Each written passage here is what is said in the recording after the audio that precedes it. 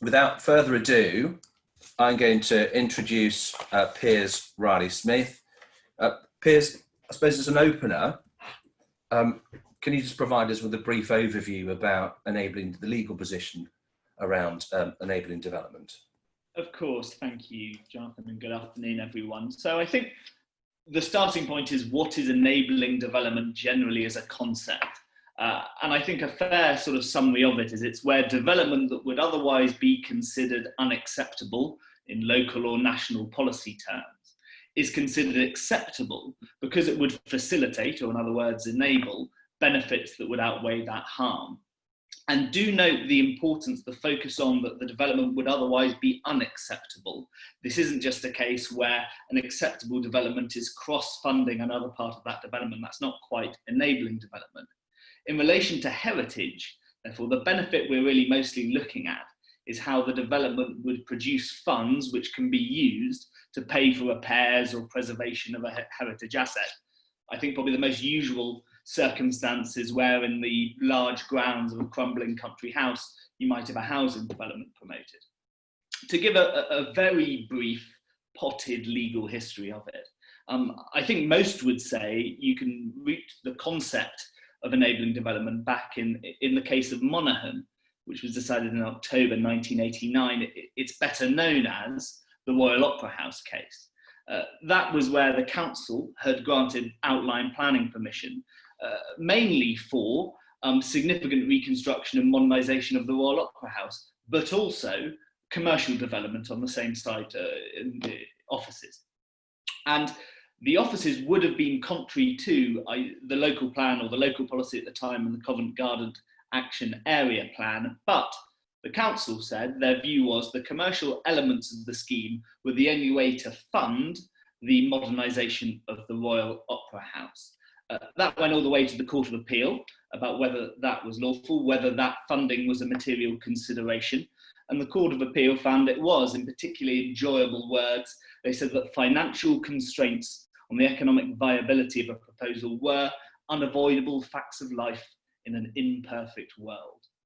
So it was a material consideration to consider the finances. But a point to note from that very early first case was that those different elements of development were all part of one proposal and were all part of the same site.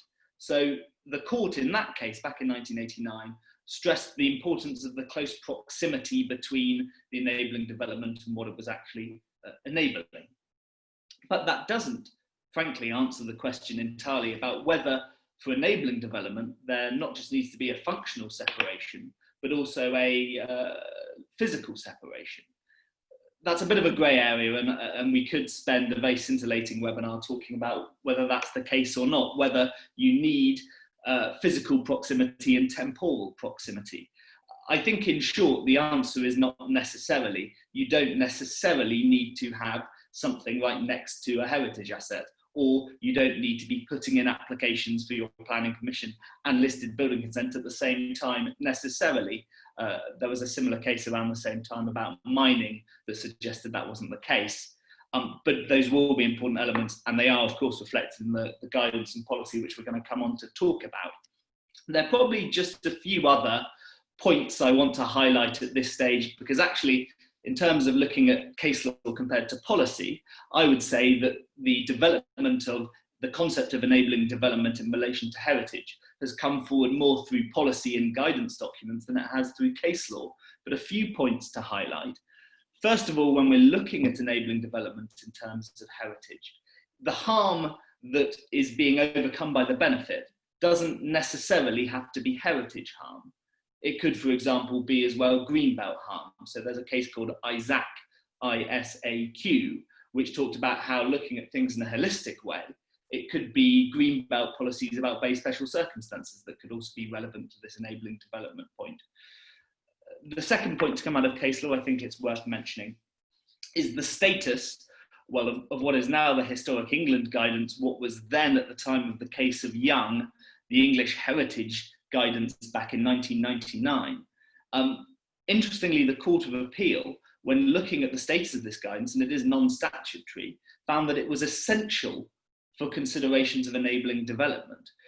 So that would seemingly place the guidance on a very strong footing, although I think it's worth noting, and this may be a point we come back to, that case in 2002, I think it was about 8 years before we saw the first national government policy on enabling development, which came forward in Planning Policy Statement 5 in March 2010 in Policy HE11. If I've got that wrong, I'm sure Gail will correct me on that. The third point to note, just from this potted legal history, and it's a concept I think it's important to flag right at the start, is conservation deficit. To have enabling development, it's going to be important to show that there is a conservation deficit. In short, that's where the cost of repair would outweigh the market value of the heritage asset post-repair. And that's going to be important to understand for many reasons, but partly because enabling development must be demonstrated to be the minimum necessary to secure the future of the asset. And perhaps the final point I'll end on in relation to the setting out the scope of enabling development is, of course, it should be the last resort. And there's going to be a need for evidence to be produced to support that conclusion. Thanks, Piers. You mentioned PPS 5. That seems many, in 2010 to me sounds only like it was only yesterday, but to other people it may seem an awfully long time ago. But so that did have policies in it in relation to enabling development. What's the MPPF position? So the MPPF position now, no points to any of the attendees who can point to the two places, by my count, where enabling development in relation to heritage is mentioned. Paragraph 79, subsection B, talks about it in relation to the development of isolated homes in the countryside. Talks about how decisions and policies should avoid that unless, B is, the development would represent the optimal viable use of a heritage asset or would be appropriate enabling development to secure the future of the heritage asset. That's in relation to isolated homes. The main, if I can call it that, policy in the MPPF on it is paragraph 202. And I will read that out in full just because it is, of course, central. It's repeated in the guidance. You'll see it all over the place. But local planning authorities should assess whether the benefits of a proposal for enabling development, which would otherwise conflict with planning policies, but which would secure the future conservation of a heritage asset, outweigh the disbenefits of departing from those policies. Right. Much help from the PPG about enabling development? Not hugely, frankly. I mean, I think the best you'll find is at paragraph 15 of the Planning Practice Guidance on the Historic Environment, which talks about, in particular, the meaning of this phrase that I mentioned in relation to isolated homes, optimal viable use, or OVU. It's connected to, and again, all of these things sort of play into each other, but it's connected to, but I wouldn't say is identical to enabling development. Enabling development is often more about taking the funds from something and using those funds to carry out repairs to a heritage asset. Optimal viable use is about turning the heritage asset into a use that will, as it were, be able to sustain it going long into the future. And what is an optimal viable use? Well, if there are multiple economically viable uses to turn this old country house into a hotel or a spa, if there are multiple ones of those, which of those uses is going to cause the least harm to the significance of the asset, not just through those initial changes, but also as a result of the subsequent use and wear and tear? It is that use that will be the optimal viable use. That's what the PPG helps with. I'm not sure it's hugely helpful on other things, but of course that's where the guidance we're talking about today comes in. That was a beautiful segue. Thank you very much, Piers. I'm going to now canter through the guidance itself. It won't take as long to go through the key points as it would have taken to go through the 2008 guidance, which was about 3 or 4 times as long in terms of page numbers as the 2020 guidance. The linchpin, I think, as Piers has already mentioned, is that there must be a conservation deficit. If there isn't, there's no point in bothering going forward with an enabling development proposal. But what the guidance helpfully does do is it lays out 7 steps which are expected to be taken before enabling development is seen as being a legitimate way forward. The 7 steps don't necessarily need to be carried out consecutively. They could be carried out at the same time. They could be mixed and matched. But the important message right from the very beginning of the guidance tells us loud and clear is that the evidence underpinning an enabling development proposal needs to be clear and convincing. The reason it needs to be clear and convincing is, as the guidance says many times throughout the document, enabling development is an exception to planning policy. So, I mean, some people might think that it's a series of barriers being put in the way of enabling development, but it permeates, I think, from the starting point, the paragraph 202 of the framework, which indicates enabling development is very much an exception to policy. That's why you need to have strong evidence. So the various steps are as follows. Step 1 is a condition survey. I mean, that essentially speaks for itself. You assess with an expert surveyor what the condition of the heritage asset in question is.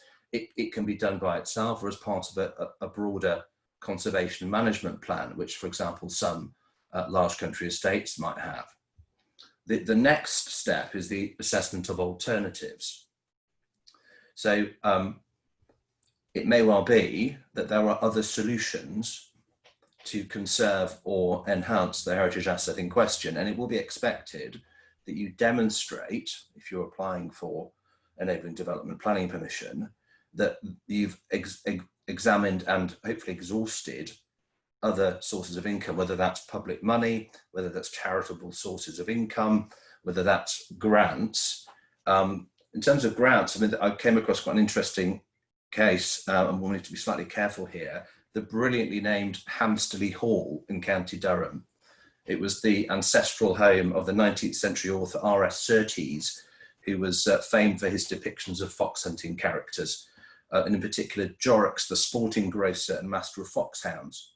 So there's enabling development. There have been 2 appeals in relation to Hamsterley Hall, both unsuccessful, but in the first one, Historic England had refused to consider grant funding because they thought there was a real possibility of enabling development being able to fund the restoration works.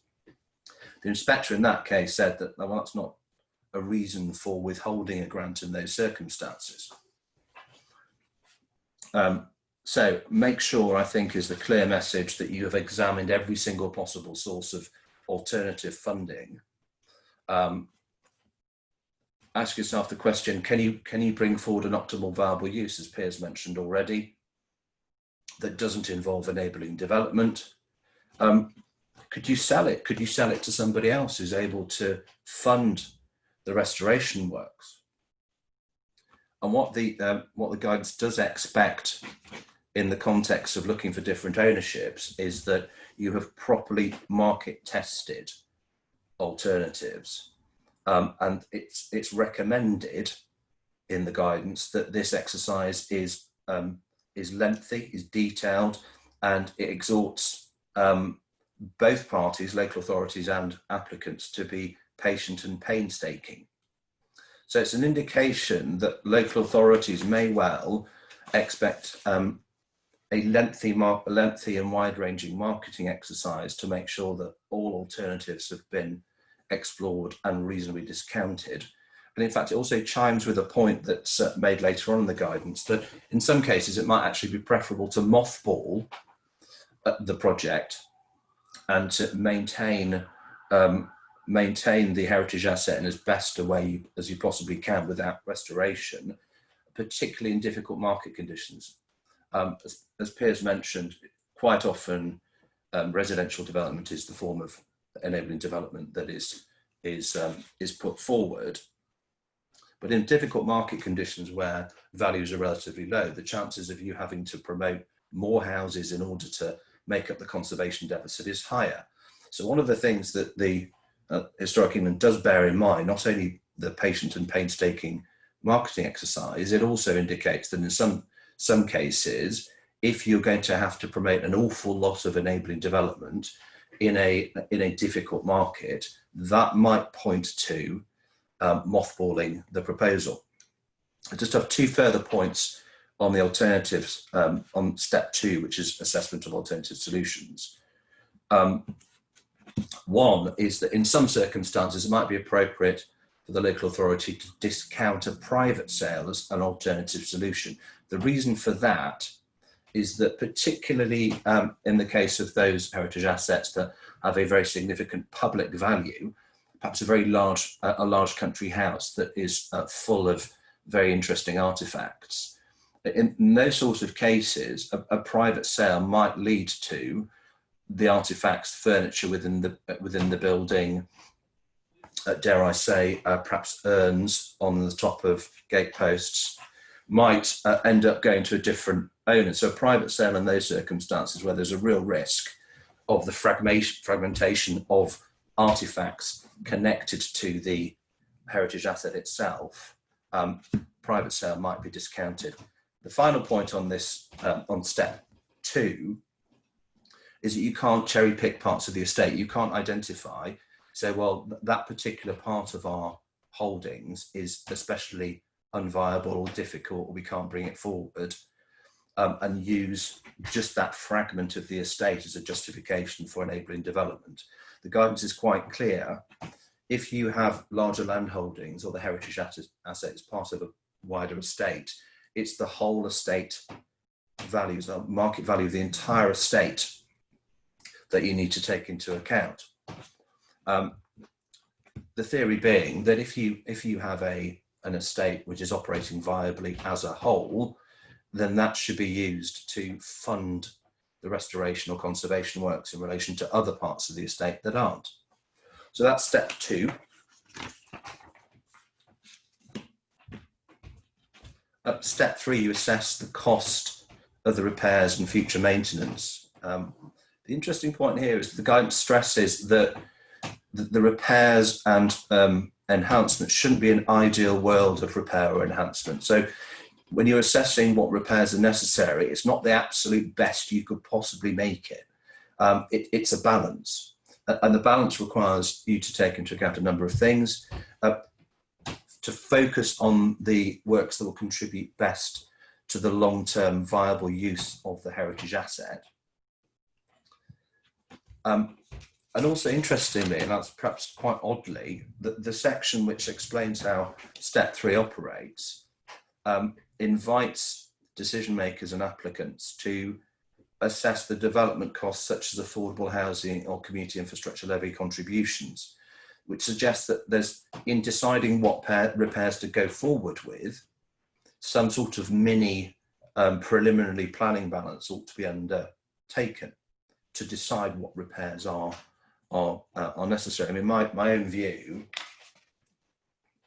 really is that it might be preferable to assess the best case scenario as one of the options, and then you, in recognition of the fact you might need to amend or draw back from some of the repairs if the enabling development to deliver them is actually very significant, is going to tip the balance against the grant of planning permission. So that's step 3. Step 4,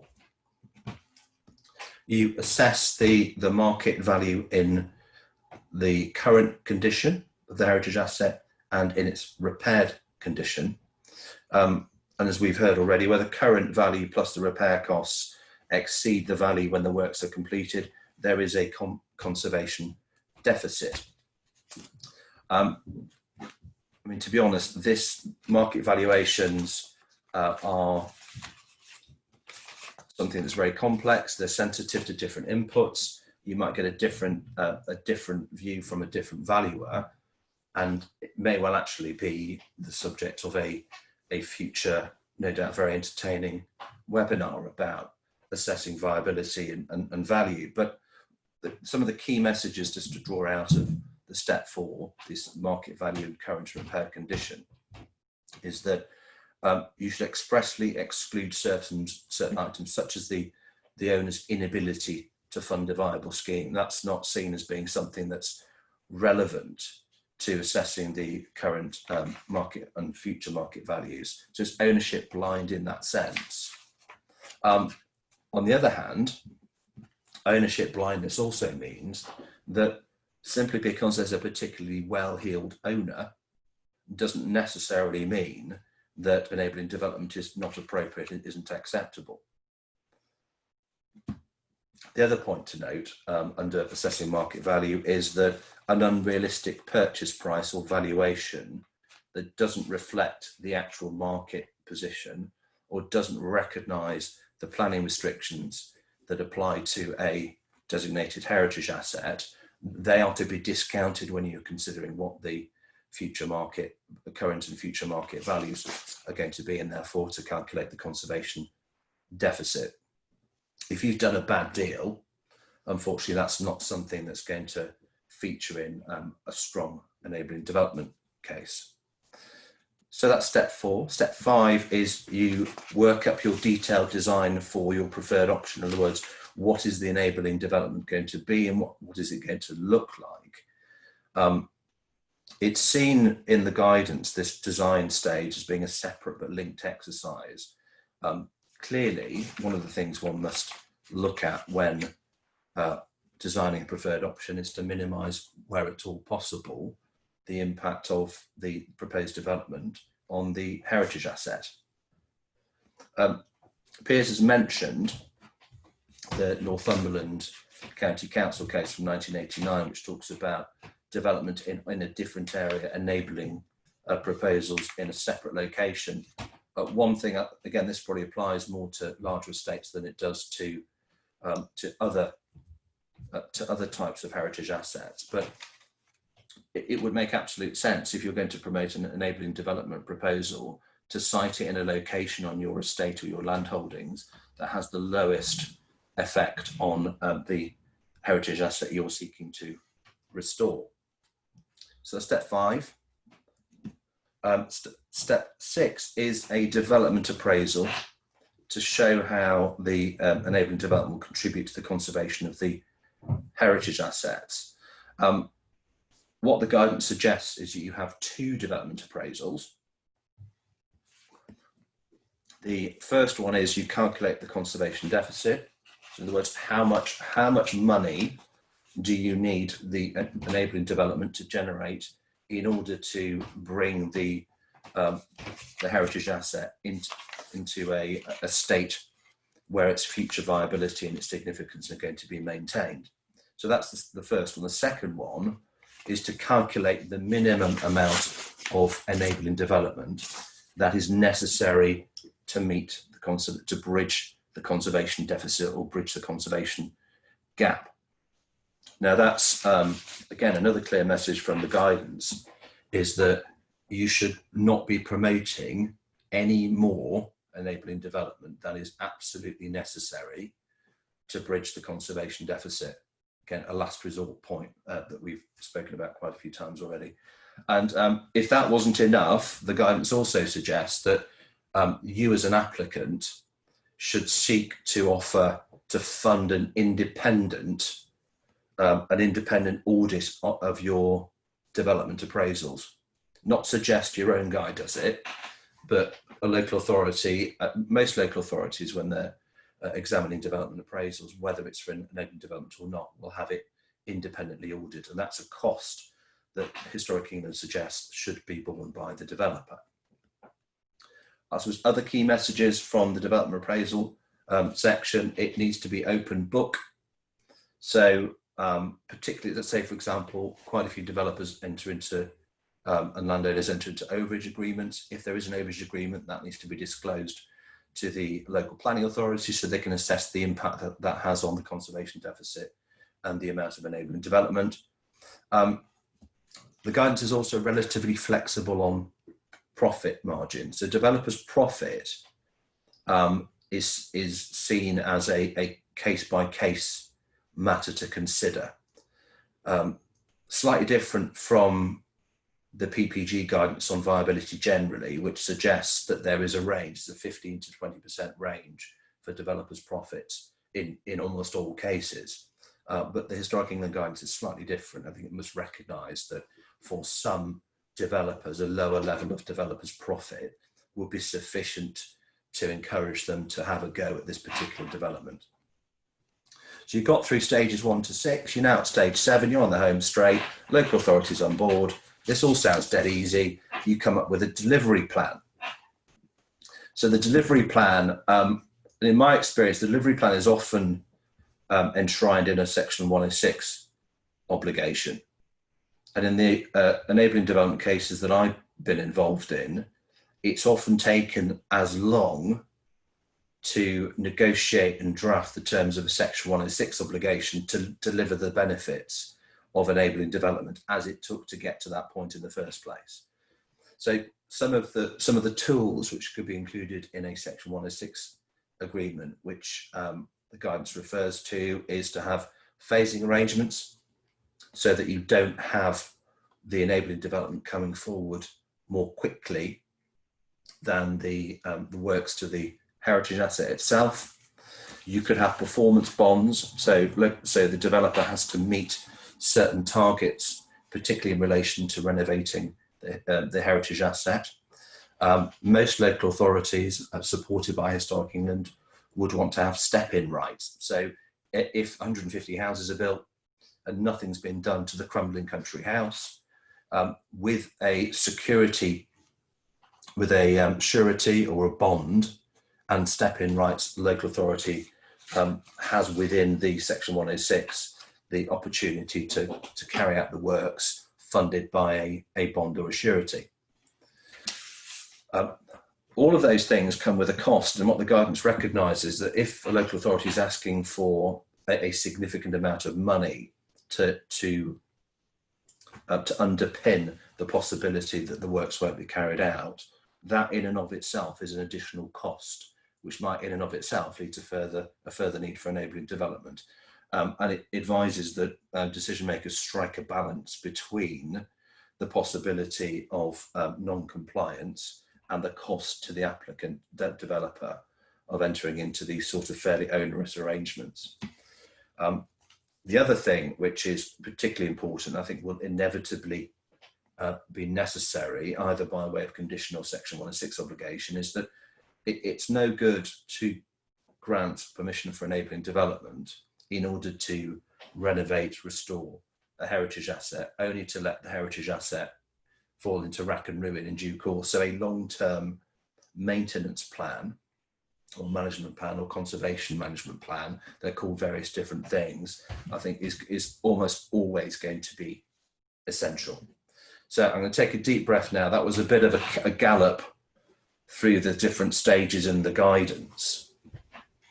And now I think I'm going to turn to Gail with this first question. Gail, what works well in the new guidance? Well, there are certainly a few things that do work really well in the new guidance. It's slimmed down, but it is clearly articulated and set out. So somebody approaching enabling development often does so with a lot of caution, and reasonably so. This guidance will leave them under no illusion as to the task ahead of them and the size of it, but it does set out clearly the steps that they need to go through. And, you know, not least of which, it gives a really clear relationship with the MPPF, set out via, you know, really signposting back to paragraph 202 of the MPPF. And the 2008 guidance had, of course, been completely out of date in that respect for some time. So that's another thing. In terms of setting things out clearly, Historic England do provide a flowchart with it, which isn't actually within the guidance, but is on their website as well, which goes through those stages that you set out, Jonathan, which I've sort of slightly annotated. It is 7 no's and a yes, or 7 big red crosses and 1 tick. But really, you know, that's a good thing. Get it out there up front. Make sure that nobody is undertaking this lightly. And I think that is very clearly reflected in the wording of the guidance too. But the really big thing that works well is the relaxation of the material harm test that was in the previous draft of the guidance. So the previous policy given at the beginning of the 2008 guidance stated that enabling development should be unacceptable unless it will not materially harm the heritage values of the place or setting. A bit double negative, but essentially you can't do any harm under the previous guidance. And this was a huge stumbling block, and the new guidance recognises very clearly that you may need to do some heritage harm in order to get your enabling development away and to bring forward the overall really big heritage benefit that you're looking for. The way the previous guidance stated that you should not materially harm the heritage values. Well, what is material harm? It's anything big enough to be considered. So that covers a massive range of harm that could take place. The example that's given in the new guidance as harm that might occur is placing development in the setting of a listed building and causing harm through change to setting. So the new guidance allows for that to happen, and that has to be useful. But material harm could also be loss of fabric that's vital to the conversion of a building to optimum viable use. So that's important to make sure that that shouldn't stand in the way of enabling development either. And it may even be change to elements of fabric that make access safe to a building. So it's really basic stuff. So allowing material harm as long as you meet the key policy tests. And the new guidance does contain some really very sensible breaks on this, which are again clearly articulated. So first and foremost, the new guidance requires that any harm has clear and convincing justification and relates back to paragraph 202 of the MPPF, as noted before. But there's also the concept of the tipping point that's set out in paragraph 19. Too much harm proposed by any enabling development, and it may be preferable to accept the risk of further decay that comes with that development not taking place at all. And that's got to be a sensible approach to take. If you're proposing too much harm, not only will it be unacceptable, but you're not going to have the heritage significance there long term. And there's also a good mention later on in paragraph 42, which, not unrelated to this, deters speculative reconstruction. So you shouldn't be using enabling development to speculatively reconstruct turrets on your castle. I don't think anybody wants to Disneyfy anything as part of the process. One other thing that works well, which is something that Jonathan mentioned earlier, is the removal of the typical ranges of profit which were given in the previous draft of the guidance. They gave some typical ranges, and the guidance stated that profit should normally be within the range indicated. It wasn't hard and fast, but it certainly suggested that it really should be, very reasonable. No range is given in the new guidance, and this could increase flexibility, especially as the new guidance recognises that riskier ventures might need the added incentive of higher profits in order to get somebody to undertake the work. You only have to look at grand designs to see that anything involving historic buildings is another recipe for budgets being hit by unforeseen circumstances. And I think it's perfectly reasonable to make sure that you're attracting developers to this type of development by allowing them to have a reasonable level of profit as a result. I did wonder if this might be something that LPAs could use against schemes that they are not in favour of without the range, perhaps saying, using it as a mechanism to say, this is unacceptable because you are requiring too much profit. But to be completely honest, if you're going into enabling development and you don't have backing of the LPA in Historic England, you are on one hell of a tough gig to start with. It's not that it couldn't conceivably happen, but it absolutely stands the best chance of going forward when the LPA in Historic England are on board with it. That's a really good point, Gail. It might explain why, if you do a search for appeal decisions involving enabling development, A, there aren't an awful lot, and B, those that there are tend to be unsuccessful. It may indicate that enabling development, as you just said, is the sort of thing that you need to be on board with the local planning authority, and an appeal is going to be quite a difficult sell. But I went through the various steps, and they are, I think, less numerous and less detailed perhaps than the previous set of guidance. But are there any sort of real key things, if you're going to go forward with an enabling development scheme, what as a developer are you, or indeed a local planning authority, what are the sort of key things you need to be aware of? I think if you're coming forward as a developer, and I think we've had one question as we've been on this about this particular thing, you shouldn't really see enabling development as something to get development away in a greenfield site, to get any, say, residential development away in a particular location.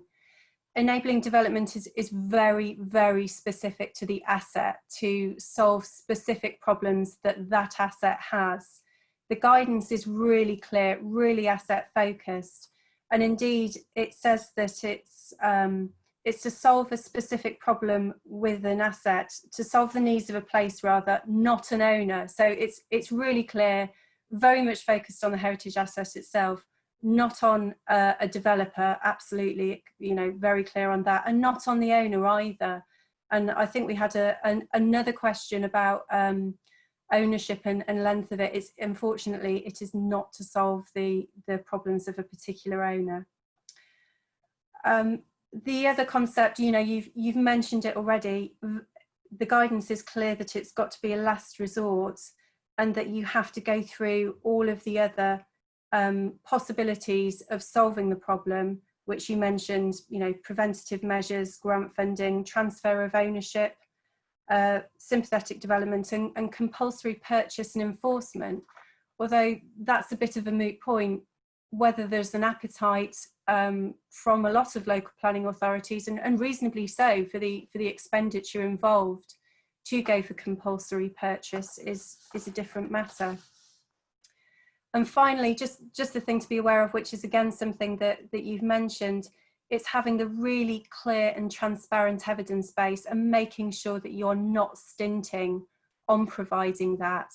Certainly the proposals that I've been involved in the past, the ones that have stood the best chance have been the ones that have taken the time to collate the information and make sure it's rock solid, both proving that it's the last resort and also proving that you're only coming forward with the minimum amount of development required in order to solve the conservation deficit.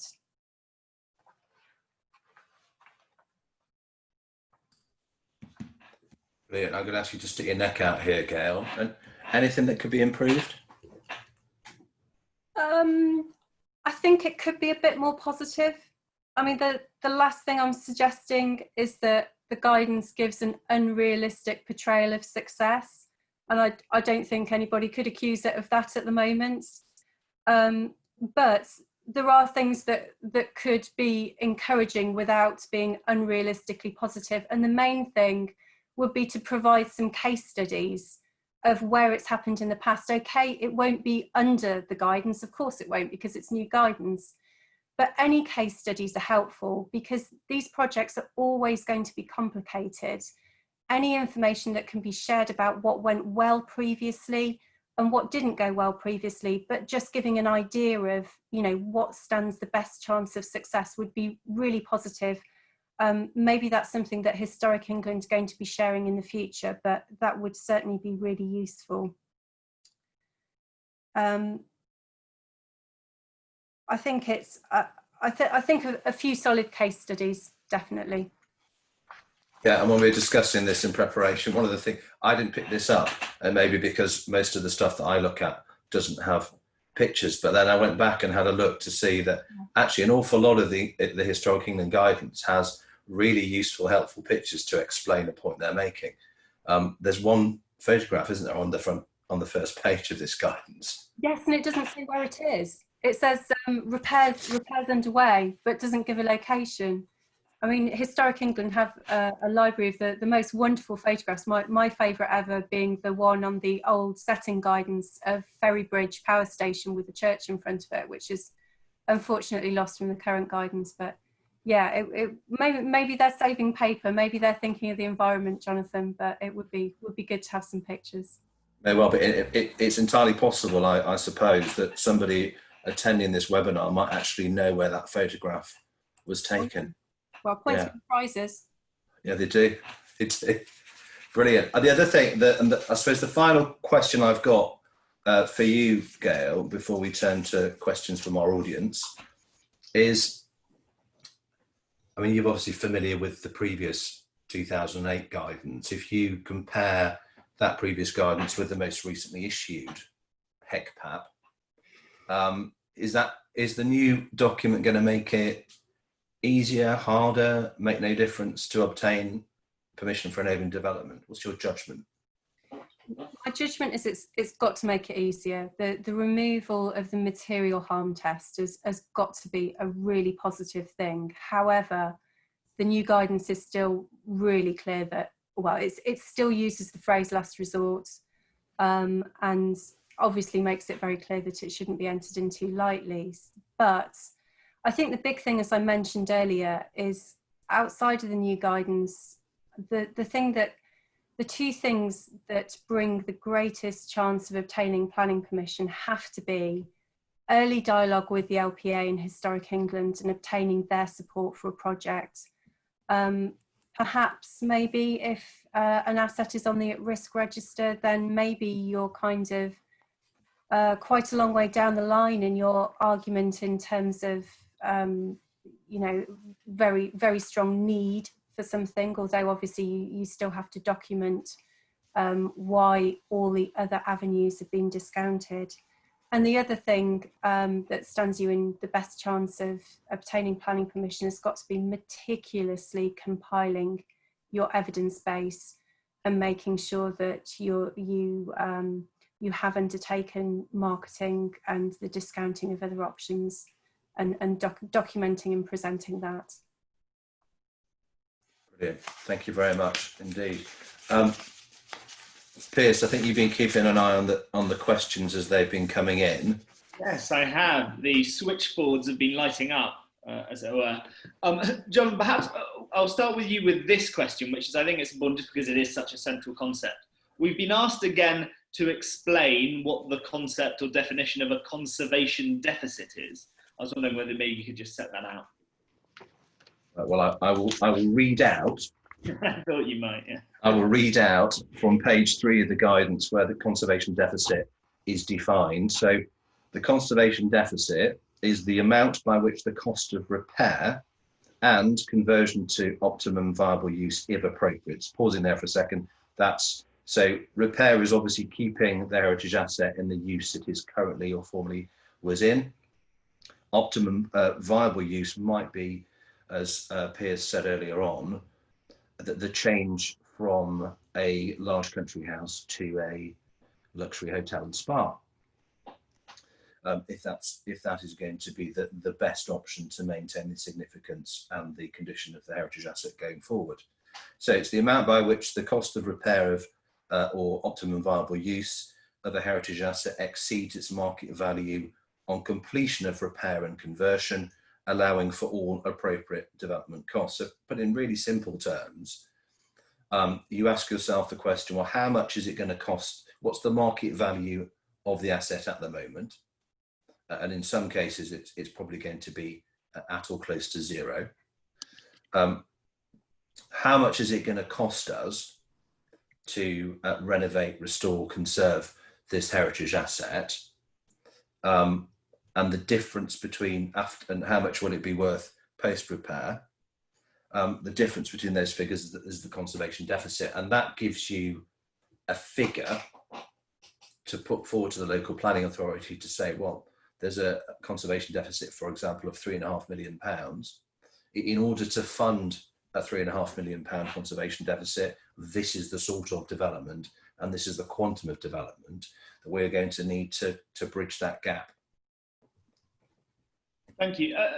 Gail, I might ask you next, and perhaps we've mentioned there a few terms, the optimal viable use and enabling development, and just understanding that and the relationship between them. Say if we've got a hypothetical rundown country house, Easton Manor has fallen into disrepair, and there's a very good condition, Piers. I look after it very well. Yes, it also has full planning permission and listed building consent for all of its alterations. Yeah. Easton Manor, or Riley-Smith Manor, if it makes it less controversial. That sounds better, actually. We could either save it through having 50 homes as enabling development built somewhere in the grounds, or we could turn it into the Riley-Smith Hotel.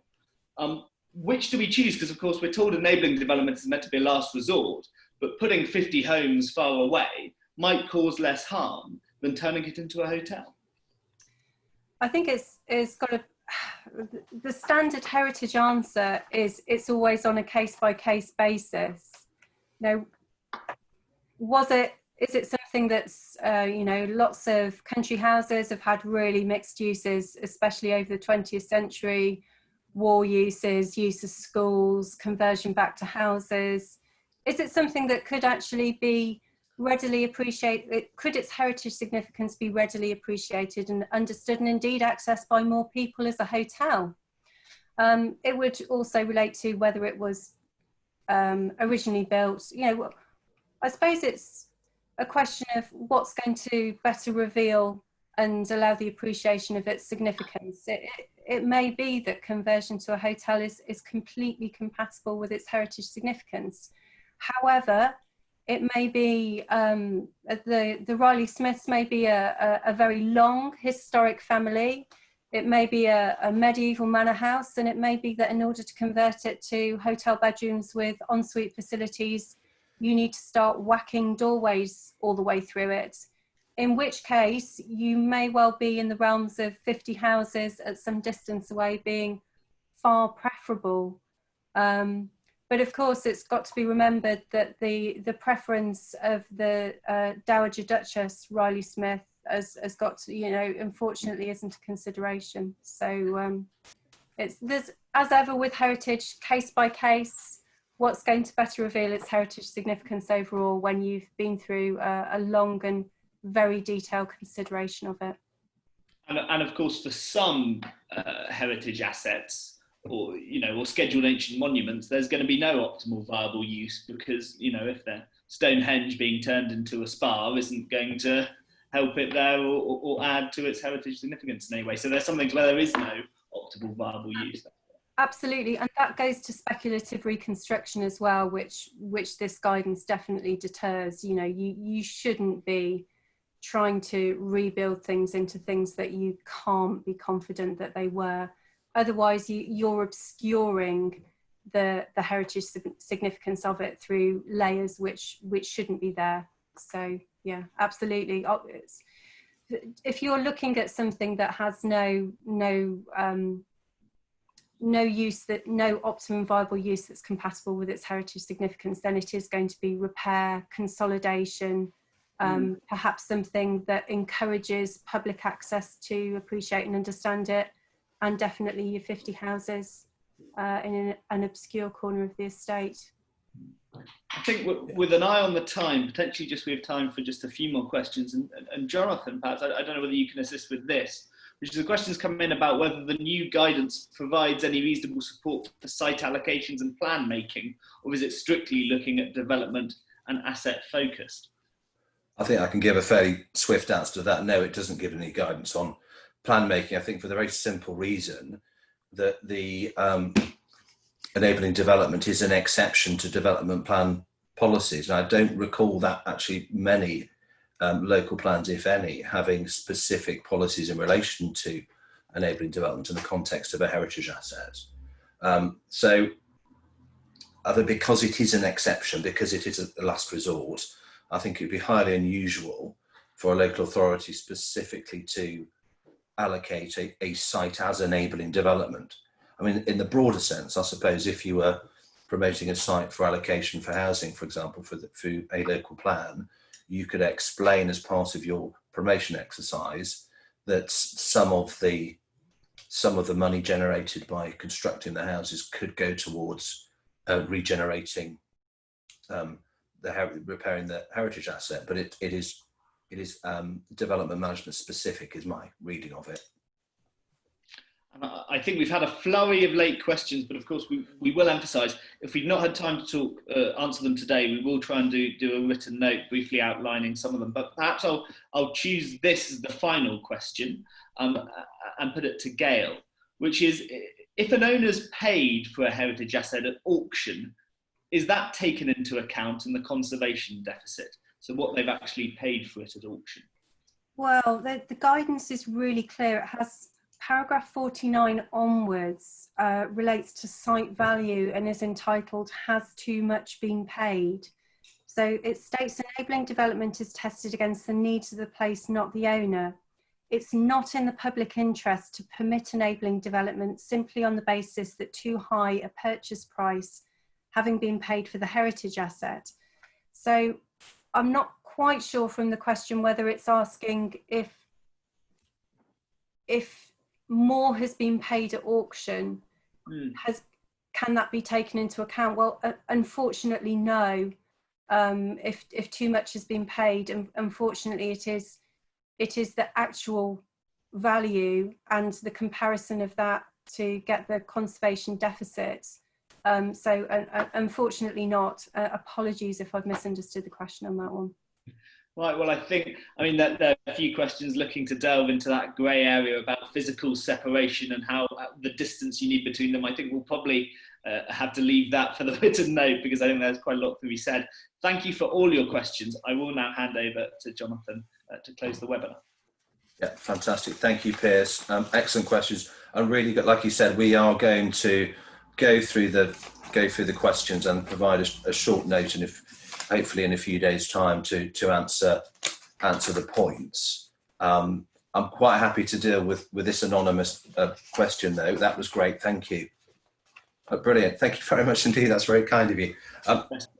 We're coming. That was a pretty quick run through the guidance. I think it does bear some detailed reading. If you've got any questions that crop up after the webinar finishes, I think you should fairly easily be able to find our respective email addresses. And I know that I certainly won't mind dealing with any points that you might have after the webinar. I see nods from my fellow panelists, so thank you too. Final thing I need to say is thank you very much to Piers, and a particular thanks to Gail for giving up her time and explaining so very clearly the impact from her point of view of the new guidance. And it just leaves me now simply to say thank you very much for attending. Enjoy the rest of your afternoon, and hope to see you in a webinar sometime soon somewhere else. Thank you very much. I'll close the webinar. Bye.